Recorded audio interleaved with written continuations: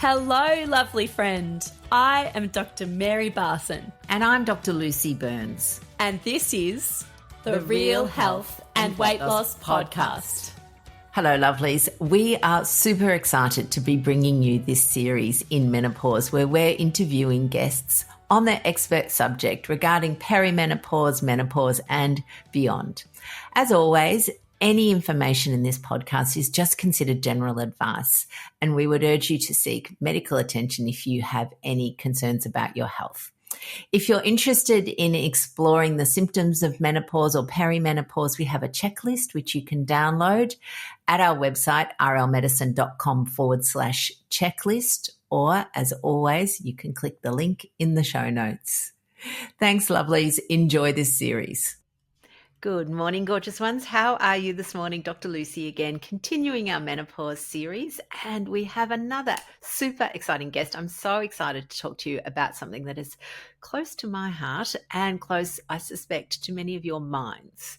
So I am speaking today with Kirstin Bouse. She's a clinical psychologist and is all about her in midlife. Kirstin, welcome to the podcast. Hi, thank you for having me.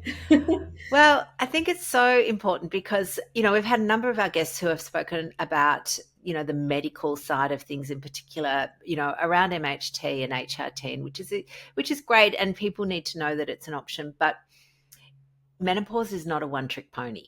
And I thought we need to be looking at all the options and all the things that we can discuss to support ourselves in this transition. And so who better to talk to than you? Oh, thank you. Well, I feel lucky because I just get to talk about a topic that I love talking about and thinking about and reading about and learning about. So wonderful. Yeah, the bonus is mine. Excellent. So can you introduce yourself to our listeners and just tell us a bit about you? Yeah, so I am coming up to 3 decades as a psychologist, a clinical psychologist, and I've had a really unusual career in that probably the first decade was spent in maximum security men's prisons. So when you kind of hear that, it's like, how on earth did I land in this particular space working with midlife women? And it's too long a story, I think, for this podcast, but it does actually make a fair amount of sense for those who, I guess, get the chance to hear me bang on about it. But certainly for the last 15 years, my focus has definitely been working with women who are going through transitions, and typically the transition into motherhood and then the transition into perimenopause and menopause. And for me, I do have a group practice here in Perth. Mm-hmm. And my team all have their kind of niche areas. So we do a wide range of work in that particular space. But about 18 months, I started to, I guess this idea was kind of percolating in my mind around how I could make menopause-informed health practitioners more findable, a very great word. I love that. I love a good word. More findable to women out there. And that really was something, I guess, the thought came about because I would want to refer some of my clients or my friends to other health practitioners in other disciplines for their perimenopausal symptoms. And it just was really, really difficult to find those health disciplines who had that extra bit of knowledge and that extra kind of interest and commitment to working with midlife women.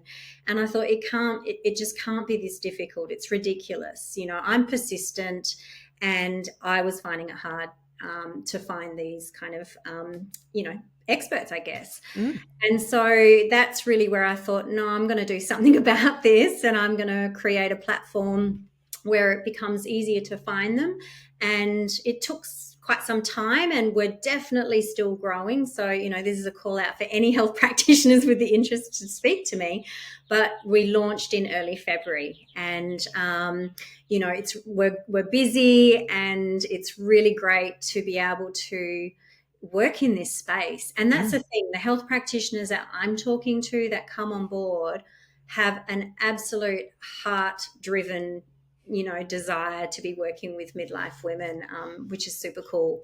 And we have great kind of case consultations about that. We learn from each other. It's awesome. So I feel very, very fortunate. That sounds wonderful. And it's interesting, isn't it? The midlife woman for so long has been like invisible.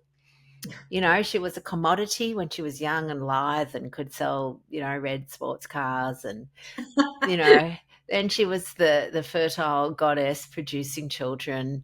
And then she just sort of developed into some shriveled up, dried up prune discarded on the side.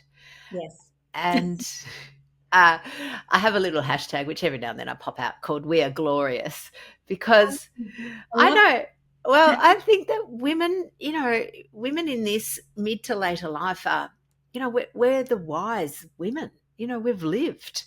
And I look now at sometimes at, you know, what 22-year-old Lucy did compared to 55-year-old Lucy. And there's a bit of me that shudders with, you know, just my absolute naivety and sometimes my arrogance at thinking I knew everything when I really knew nothing.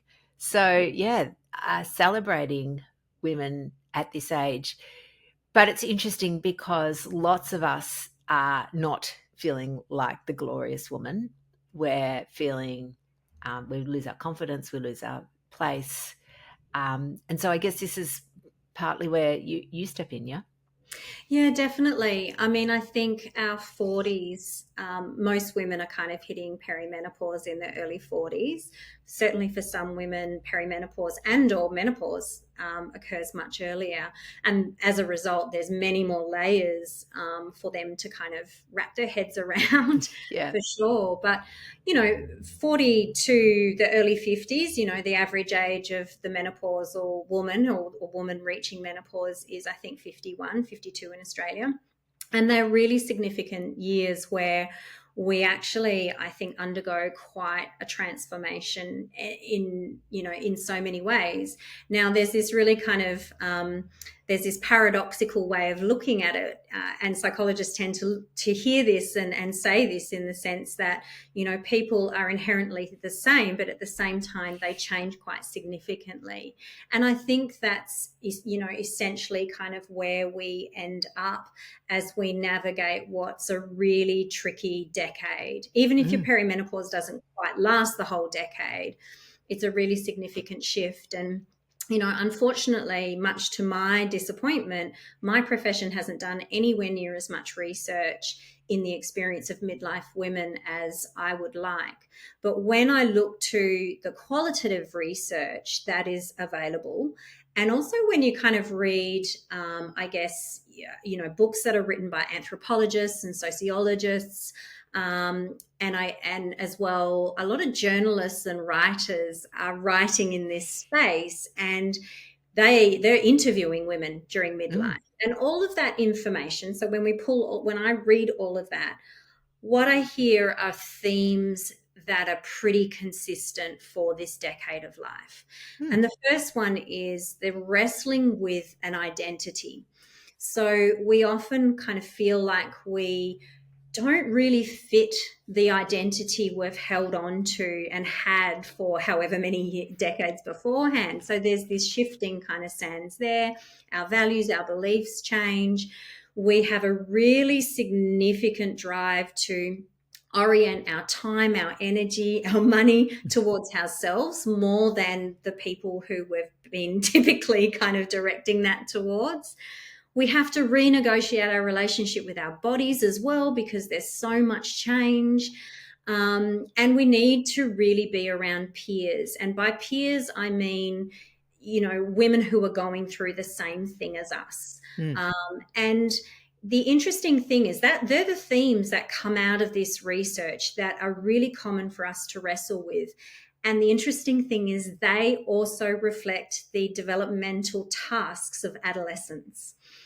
And I know from a hormone perspective, perimenopause has often been referred to as reverse puberty.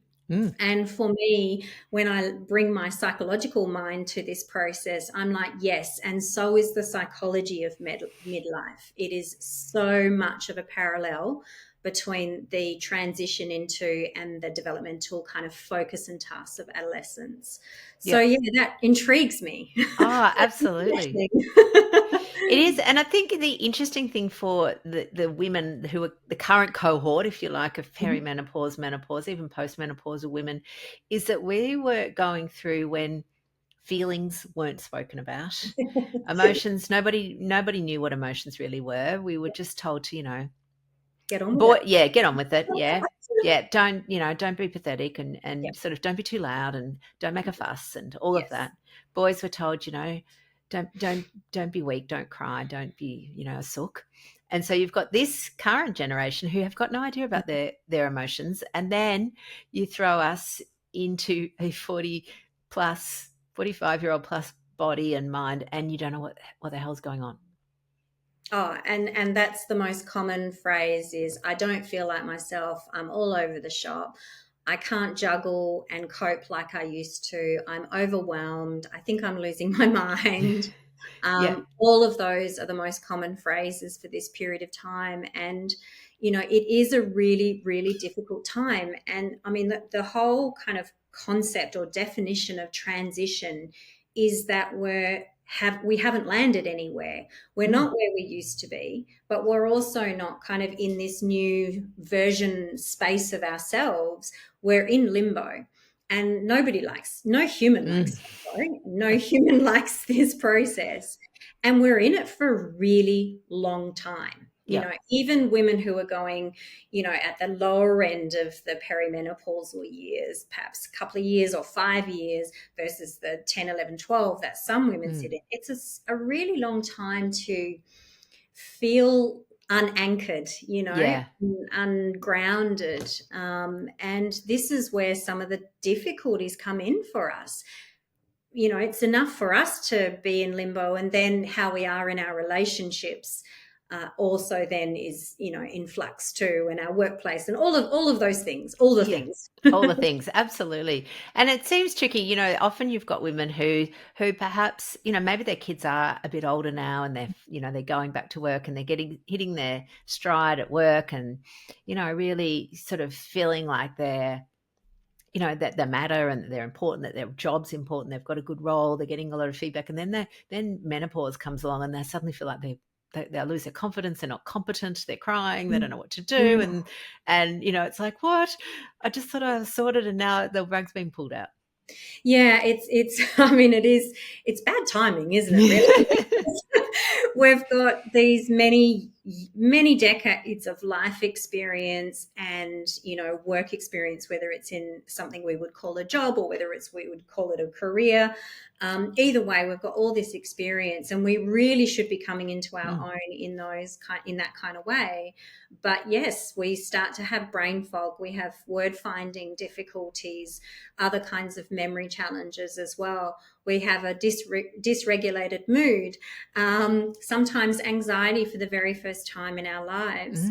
And all of that is just so confronting to us, particularly if we've kind of arrived just before perimenopause at this place where we're feeling quite solid in ourselves. Yeah.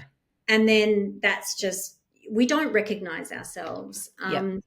And that's so difficult for us. And I guess that's one of the things that for me, I really want as many women to know how normal this is. Now, it doesn't make it any, it doesn't change it, doesn't fix it, but it can reduce the what the hell is going on with me, which just adds that layer of anxiety to it. And I think as well, if we can also give the message that for the most part, we come out the other side, which I've said to some people and they're like, I don't care. I'm still in the thick of it. Yeah. And I remember feeling that myself, like, I don't care that you're telling me there's a light at the end of the tunnel. I'm struggling. Yeah. But at the same time, I think it can be really important for women to know that this doesn't last forever. It feels like it, but it doesn't last forever. Yeah, absolutely. So from a psychological point of view, what sort of things do you offer your clients? Yeah, I mean, like I guess any intervention, any kind of treatment from any health practitioner, you're always assessing like what's going on, what are their needs. So, perimenopause in particular is a time where women who've had prior mental health issues that can really flare up. So, my professional background, I have a long background in working with trauma. And certainly anyone who's experienced trauma, who've done, even if they've done a heck of a lot of work and kind of laid it to rest at other periods in their life, it can kind of come back to bite them on the bum, as can depression and anxiety and those kinds of things. So, I work with women who are experiencing kind of recurrences, relapses and things. I also work with women who are experiencing these issues and challenges for the first time, right through, I guess, to women who I mentioned before, that subclinical presentation. So they're not actually reaching diagnostic criteria for a mental health disorder, but they aren't feeling good. Like they're really confused and stressed and worried, and the mood's up and down, but maybe, as I said, not to the extreme of getting a diagnosis. The other area that I work as, and this is kind of a real personal interest. I mean, the whole shebang is really a personal interest, to be honest. But for me, I really enjoy working with the perimenopausal and the ADHD kind of interface and things. As a late diagnosed ADHD, all my sons were diagnosed. Yes. I was the last one, and my eldest has a different dad, so I'm the common thread. And that's a big area of interest of mine. So I do offer ADHD assessments only for midlife women, because they're who I like to work with. Yep. And also work, kind of provide intervention and therapy and resources and stuff for women who are ADHD and perimenopausal. But, everything kind of is up for grabs. I just love working with midlife women. Seriously, as you kind of said, what was your hashtag? Yeah, hashtag we are glorious. Glorious. Like, yeah. What floats my boat is to be able to help women get to that point where they know that. Like, that's what I'm all about. I get goosebumps. I've got them now, actually. Yeah, I love that. It's the most beautiful thing to witness, and enjoyable work. It doesn't often feel like work. It just feels like a really cool thing to support women through. Yeah, absolutely. And I think it's interesting, isn't it? Because that uncoupling of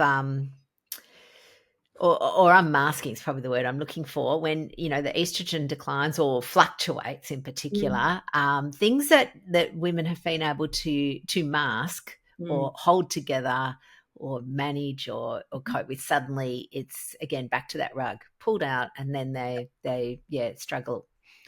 So it's so interesting. And I know, I've got this the concept of the metabolic triad, which is really what I love working with. So women who have over time just developed insulin resistance, which increases then in that menopausal period. So even if they weren't insulin resistant, throw in a bit of it or take away the estrogen, they tip into it. But the estrogen cortisol link is super fascinating, and I love looking at that and seeing how, yes, you take away some estrogen and anxiety symptoms come, but by the same token, when people are running like that little mouse on the treadmill, then the estrogen production in the adrenal is diverted to cortisol. So you get that cortisol steal. So you're actually further decreasing your own endogenous production of estrogen by constantly running. Yeah. And I mean, for me, I've always been fascinated by health in general. So, I mean, there is no way I can have the knowledge base that you have, or, anyone definitely outside of my own discipline. But there is so much gold in the different health disciplines that can support women through this time. And, I mean, stress is a killer for all of us, but definitely, particularly at this time. And it's something, I'm quite happy to share that I started perimenopause. I came into this period of time burnt out, like diagnostically burnt out. Yeah. I really fell to my knees and needed to it took me a couple of years to really get my health back on track. Significant lifestyle changes. And I thought I was living pretty healthfully. And I was, except for the stress. Yeah, right? yeah. That was well and truly something that was way too dominant in my life. And it's not an easy thing to change. Lifestyle changes are really difficult to make, but the proof is in the pudding when we can just kind of incrementally make these changes in a really slow, patient manner, not in an all or nothing, because then we'll feel like we're hopeless and can't do it. All of this stuff is so important, and it is one of the reasons why I didn't want All About Her just to be psychologists. I wanted to have multidisciplinary people represented, because everyone has something really useful to offer women, depending where they're at and what they're needing at that time. Yeah, Yeah. absolutely. It's really interesting. I think, you touched on burnout, and burnout is fortunately now being recognized, particularly, say, within the medical profession, Mm. where it wasn't. I think that maybe some alternate health practices have often referred to it as adrenal fatigue. Mm. And I just look and go, oh, adrenal fatigue, translate, that's burnout. Mm. It makes complete sense. We, Yeah. very traditional medicine poo-pooed it. It's Mm. ridiculous. If you look at the actual letter of the law, yes, your adrenals don't fatigue, but Mm. the symptoms that Yeah. is what they're describing, and it describes it perfectly. Yeah. And yeah, you just literally can't keep going. Yeah, no, you can't. And I think it also creates quite a confusing picture, which I never really teased out what's what, but what is burnout, what is perimenopause for me, Mm, what is ADHD, all yes. of those kinds of factors. It becomes difficult, but at the end of the day, you really just need to start with the basics of looking after yourself and everything that means, which I know you're completely Yeah. across. It's simple but not easy. Correct. That's the thing. um, Absolutely. and then as you get well, you can kind of tackle some of the other things that you want to address and stuff. But I remember my doctor saying burnout, and I was like, is that a real thing? And she goes, yeah, it's now a diagnosis. And I'm like, oh, okay, you guys have Yeah. come a long way. I know. Because I didn't, it was something psychs recognized, but I didn't think the medical community had. Do you know, medicine's a funny old beast. Like, there was a time where risk factors for cardiovascular disease, type A personality was considered a risk factor. And then it got taken off, and suddenly Yeah. no one talks about it anymore. And it's like, well, actually, if we sort of drill back down, what is type A What is? personality? It's, the goers, the high achievers, the people that just keep Yeah. taking stuff on, the people that Yeah. work themselves to death. Why would we take that off the risk factor? We might want to rename it, but why would we get rid of it? So annoying. But Well, exactly. But the funny thing is, like, I don't know. Do you know any midlife woman who isn't on the go? I mean, perhaps you hopefully patients that have yeah, made changes in their life, and their cortisol and all the rest is right down and things. But prior to that, it's just symptomatic, I think, of the midlife woman's role, demands, responsibilities. Where we were really taught we can have it all, but never taught about what the cost of that is. yeah. And yeah, I'm yet to meet a midlife woman who isn't just go go go and type A, shall we say? Yeah. Yeah. It's funny. We've been talking a lot, just even within our business, even within, and it seems to be the theme at the moment of adding. People add to things, but they don't take away. So even when you buy clothes, you add to your wardrobe, but you hardly ever take anything out. And I think for women, that's been their role. They added to it. They got the careers. They added to all of the things that they could do, but we didn't take anything away.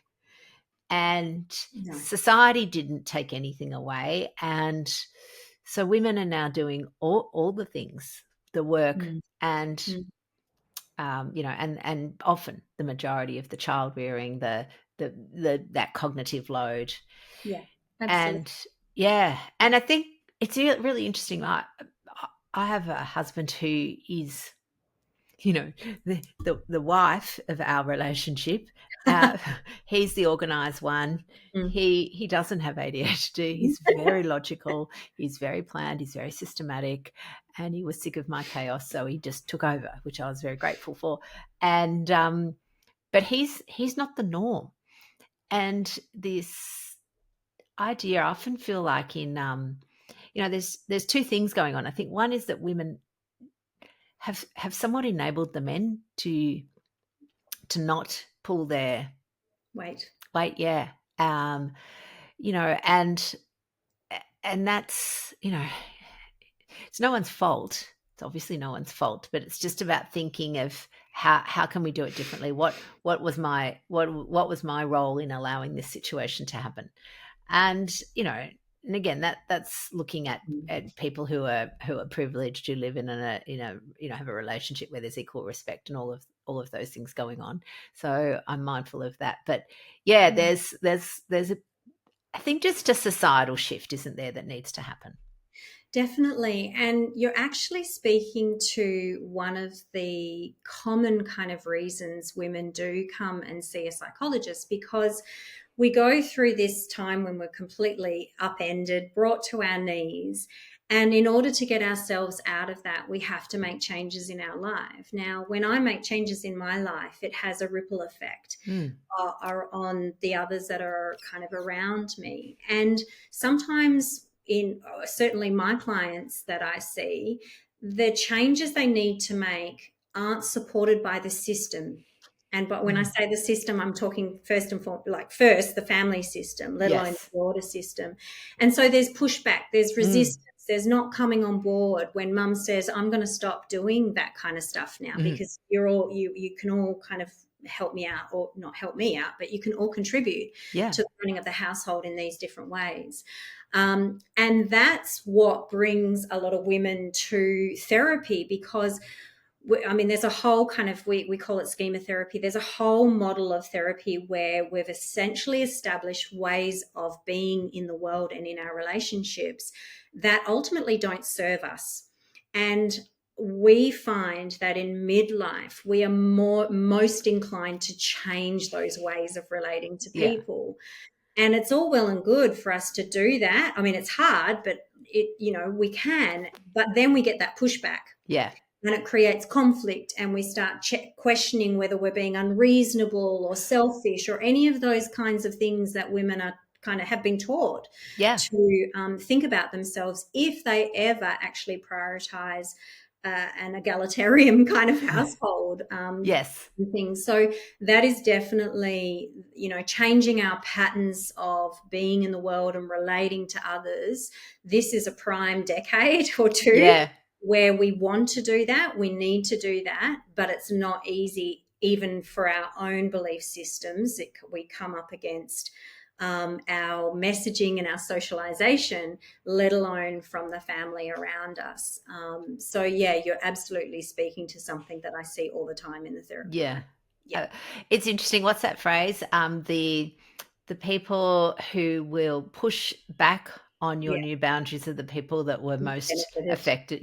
Benefited when you didn't have any. Yeah, I think that's a Brené Brown quote. Yeah, wise woman. She is. Yeah. And the other thing I would always say to women is that, again, if you're just learning to establish boundaries, whenever we're learning at anything, we're awkward, we're not very good at it, we're not sure if we're doing it right. And so it's always just practice. Yeah. And you just keep practicing, and over time you get better at it. Yeah. And, for us, we see women who, and again, this would have to be one of the most common things we troubleshoot, which is when people, they don't want to eat something that someone else has prepared or brought or made or suggested they should eat. They don't want to, for whatever reason. They just don't want to. And they don't know how to say no. And it's so interesting.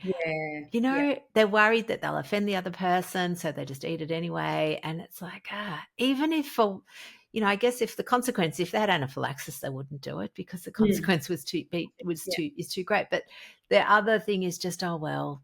And so teaching people, kind but assertive skills I mean, it's a skill, isn't it? That's all it is. It's definitely a skill, and the skill is born from, I guess, a belief that you matter, that you are worthy of being able to say no, thank you.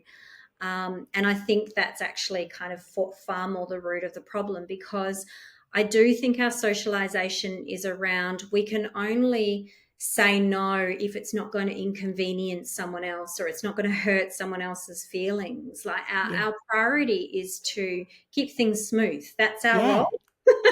Keep them all happy. If there's a pie or a cake, we get to have a piece. If nobody else wants that last piece, then we get to have it. We're not actually taught to say, well, hang on a minute, we have as much right to a piece of that cake, so we're just going to split it however many ways, including us in the number. I know that's a really concrete example, but I think that is the challenge. We need to really challenge the socializing that has occurred, the messaging that we've just kind of taken on board. And sometimes I find it's at this stage of life that women actually, for the first time, really realize what they've taken on board. And because they're just, this is the stuff that pisses them off, to be blunt. This is Yeah. the stuff that suddenly they're getting a reaction to, which I know we can be extreme. I've got a really good family story about one of my really extreme responses during this stage. Not the most ideal response. But finally, we've got some barometer within us during these years, these decades, where it's like, yeah, that's not cool. Yeah. And we haven't necessarily done that before. And I've heard people refer to this as the estrogen veil being lifted. Yeah. So with estrogen being our hormone of accommodation and servitude, and with it declining, we're less inclined to accommodate and serve. And I think that's something we can harness in such a positive way. Yeah. And this is what gives us the drive to start learning how to set boundaries and things. Yeah, absolutely. And this is often I talk about, things like this is a skill shortage. Stress management for a lot of people, it's just a skill shortage. They haven't learned the tools that you need to either manage the internal system that you've got, your internal, way you react, your reactivity, or to be able to set those boundaries to therefore stop external stressors encroaching in. Yeah.